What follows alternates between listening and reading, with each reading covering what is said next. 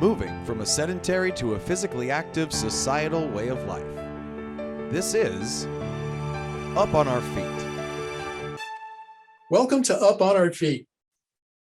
The word crisis today is used all too often. And there are at least two types of crises. One type are the kind that are immediate. They impact us right away. We feel these kinds of crises. For example, with climate change and global warming. Just this past year, we've had blistering, oppressive heat waves that seem to go on forever. We've had torrential rains and flooding. We've had devastating hurricanes that destroy entire regions. And sadly, this amounts to tens of thousands of deaths every year. And then, as everyone knows, we have the worldwide crisis with COVID-19. The statistics to date, over 250 million people have tested positive for COVID. That's over 250 million. And sadly, over 5 million deaths. Again, these types of crises are immediate. We feel them. They impact us right here, right now. But there's another type or category of crises. And these are the ones we don't feel right now. These are the ones that are slow to develop year after year. And they do increase year after year, but we don't experience them or feel them until they get to a macro level. Our guest today is someone who is monitoring and following one of these types of slow-moving, developing crises. Dr. Salomé Aubert is the chair of the Publication Committee and the Oceania representative for the Active Healthy Kids Global Alliance. Her research focuses on the surveillance and promotion of healthy active behaviors at the global scale. Dr. Aubert, nice to have you with us. Well, hi, thanks a lot for having me. Sure, okay. In 2018, you were the lead author of two major reports, and you had many, many, many co-authors working on those two reports with you. If you would, please explain to our viewers what those two reports were about in monitoring a particular type of crises regarding children and youth of the world. Right. So what we did in 2018 was something that we called the Global Matrix on Physical Activity for Children and Youth. And so this Global Matrix was putting together national report cards that were created by national teams, by a team of local physical activity experts that compiled all the best available data and evidence that they could find to assess 10 different physical activity indicators. So we had 4 behavioral indicators. There were physical activity, sport participation, active transportation, active play. We also had physical fitness that is a little bit apart from behavioral. It's more like about the ability of children at a certain time. And then we had five source of influence indicator. So we had school, community and environment, family and peers, and government and policies. And we, in all of the countries that were involved in this big project that is called the Global Matrix, we had 49 countries in total. We had a team of local experts that had to assess all the best available data to put a grade for each of those 10 indicators. And so the two reports that you are talking about were one report that was making the comparison for the 49 countries that were involved in this big project, and another one that was focusing on the 30 high HDI, which means Human Development Index countries that were involved in the Global Matrix. So the country that were a little bit more developed in terms of economy, at the economical level, at the education level, etc. What was the difference again between the two reports, and why didn't you do just one? What was the reason for doing two? So what happened is that actually in total we had four reports. I led two of them. And so we decided to have one main report that tried to tell the big story for each of these 10 indicators across the 49 countries. But we also thought that it would be more interesting to also perform analysis on countries that would be divided by Human Development Index category. And so in this project, we had the high HDI, so Human Development Index countries. There were 30 of them. But we also have two other reports that were written by my colleague, Taru Manyanga and Silvia Gonzalez, for the low and middle HDI countries and for the high HDI countries. So there were like I think 9 low and middle HDI countries and 10 high HDI countries. 10 high HDI countries.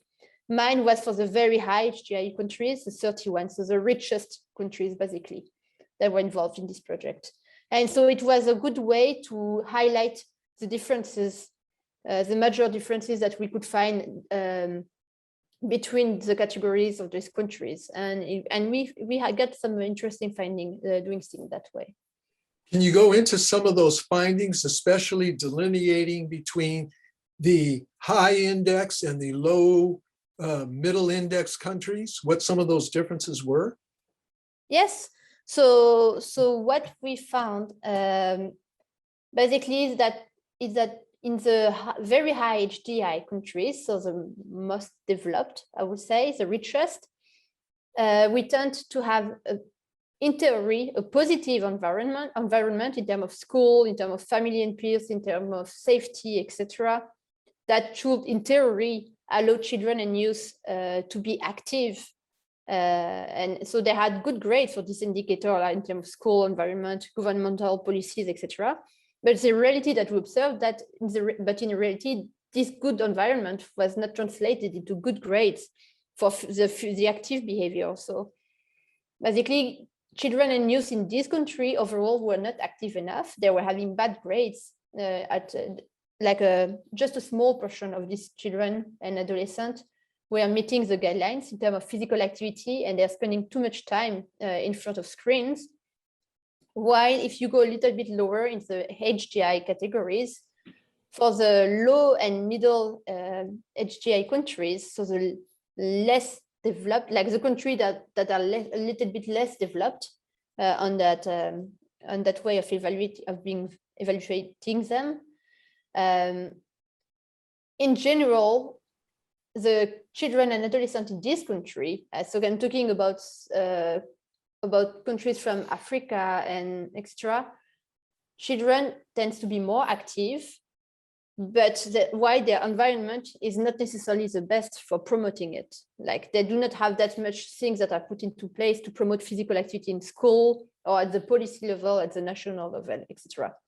But they are still more active and spending less time in front of screen, we think, than in the most developed country. However, what we observed as well, what was the biggest difference was the quality of the data that was accessible in this country.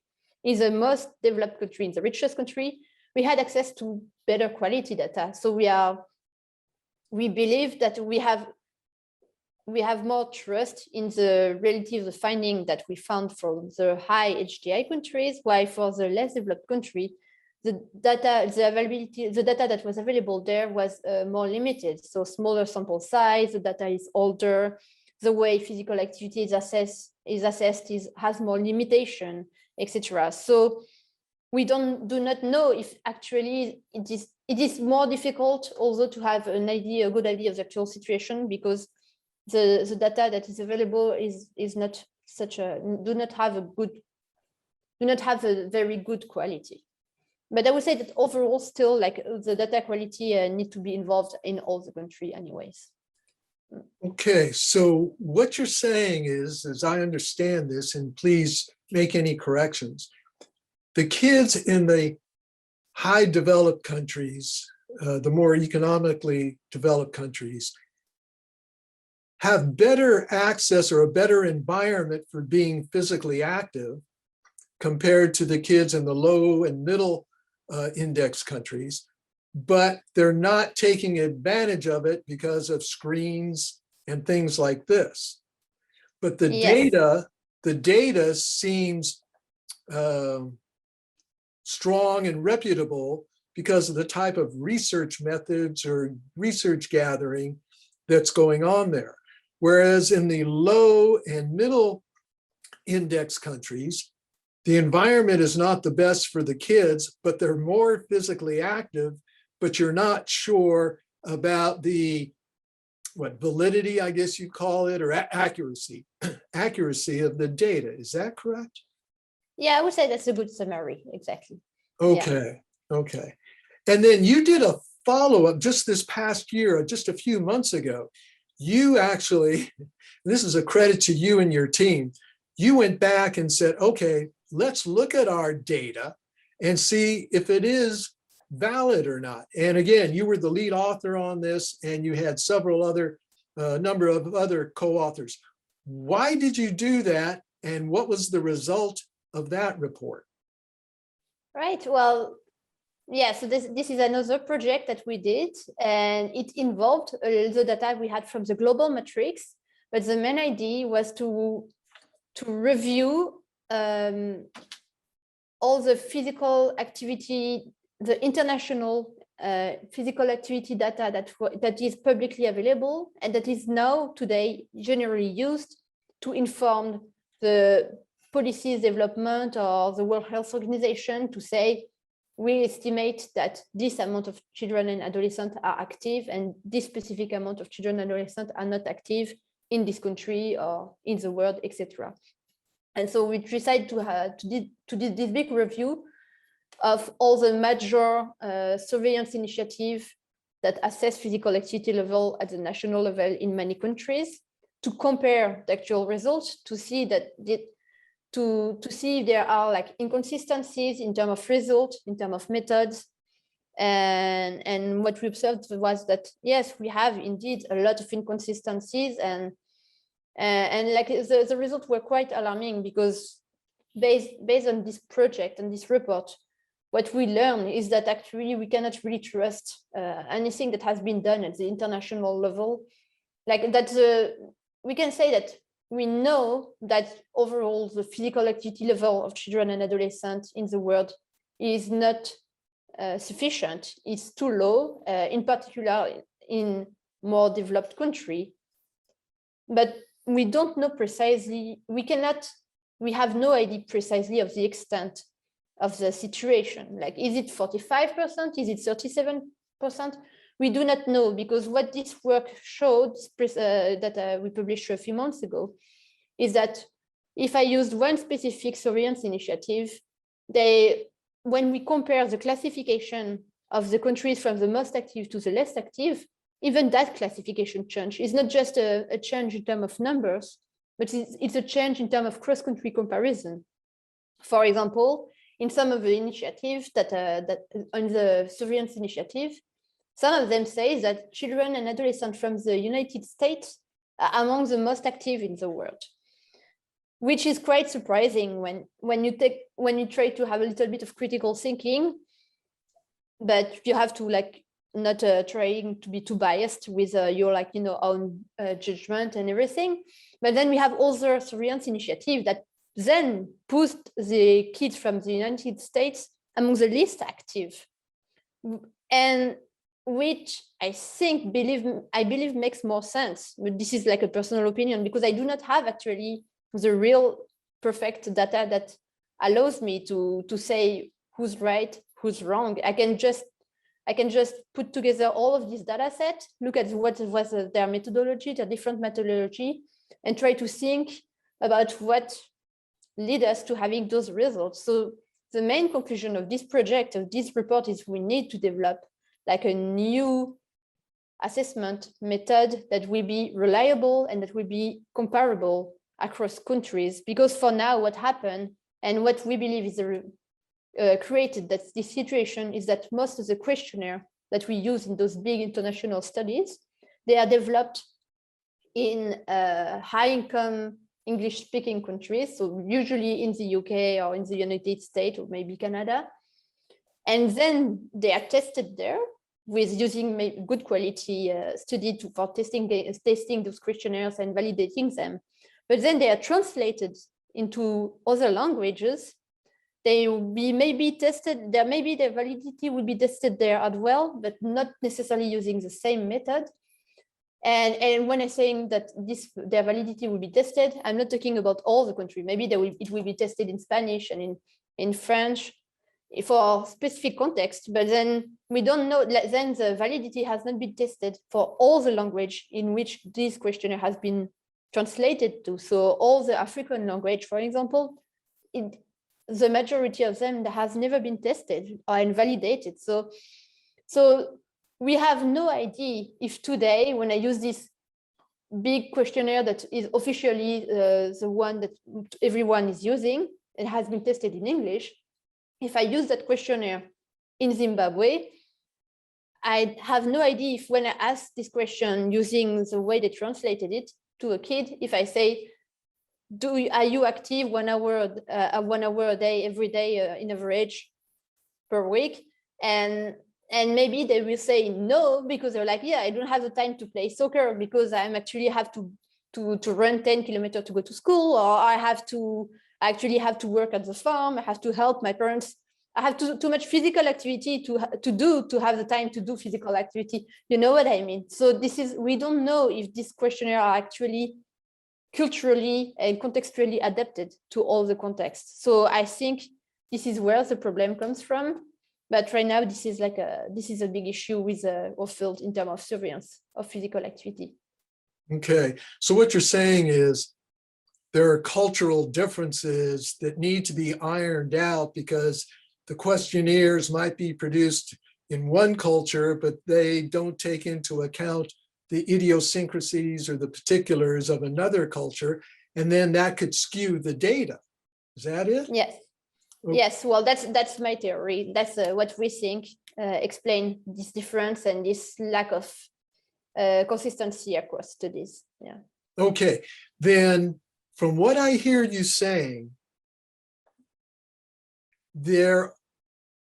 you did the study that was released in a few months ago to look at the validity of the data, and what you found and what you're realizing from that and everything that you've done is that while there may be particular issues with the data from a particular country, you still have an overall message or big picture that comes out of both of the studies with the 49 countries that included the low, middle, high, and very high index countries, and then the 30 very high index countries. Is that correct? Yes. Overall, we can say that even if the data has limitation and that we are trying to be transparent with it and to improve it over time in the future, hopefully, even with this limitation, what we know is that so far, the situation is bad.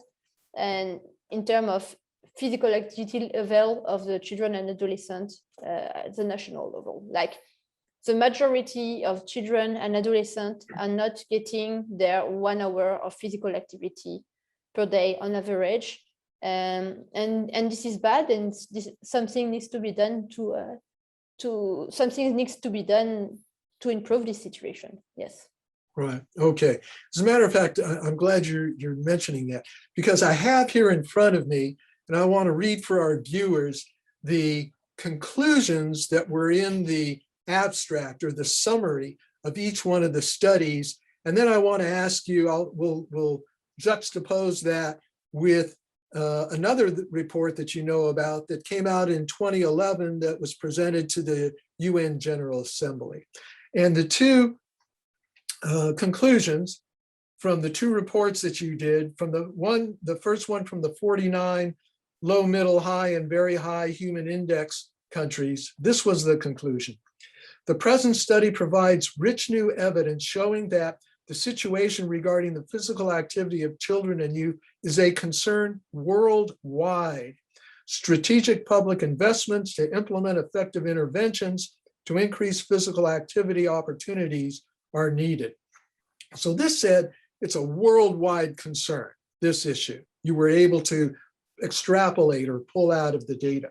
And then in the conclusion for the 30 very high human developed index countries, you had this. This analysis summarizes the level and context of the physical activity of children and youth among very high human development index countries and provides additional evidence that the situation regarding physical activity in children and youth is very concerning, just like you had the word concerning worldwide in the previous study. Unless a major shift to a more active lifestyle happens soon, a high rate of non-communicable, meaning chronic diseases, can be anticipated when this generation of children reaches adulthood. And we're talking about here diabetes, heart disease, cancer, dementia, depression. These are the major chronic diseases. And what's so interesting is that in 2011, as you and I have discussed, the World Health Organization commissioned the Harvard School of Public Health and the World Economic Forum to do a report that was presented to a high-level meeting of the UN in September of 2011, looking at not only the personal and social impact of these chronic diseases, but also the economic impact. And over a 20-year period, that economic impact was calculated at $47 trillion. And so my question is, if your research, which came out in 2018, 7 years after the 2011 report to the UN General Assembly from the World Health Organization, if it was a big problem back then, and it's very concerning now, what are your thoughts about this? Well, yes, that's very true. That's just something that we know for a while, that this situation is bad and we need a major change unless yeah, we can anticipate big costs in terms of health. Like we have direct costs and indirect costs in the future if the situation is not improved for sure.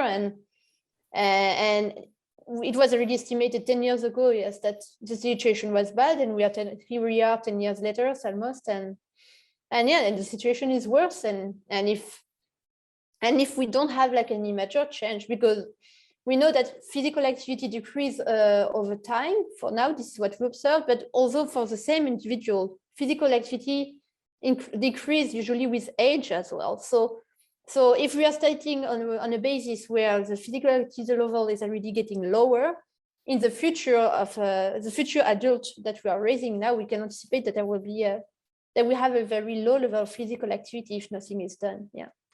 And then if that's the case, not only will there be more people who will be subject to these chronic diseases, diabetes, heart disease, cancer, dementia, depression, but that price tag of $47 trillion over 2 decades will go up.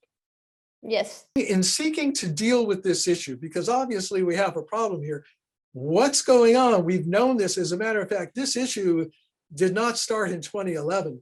As you know, this issue has been going on for 30, 40 years. And so in its report, in that report that was presented to the UN by the World Health Organization, this was one of the statements that was made regarding the approaches that have been tried so far to deal with this issue. Let me read this to you.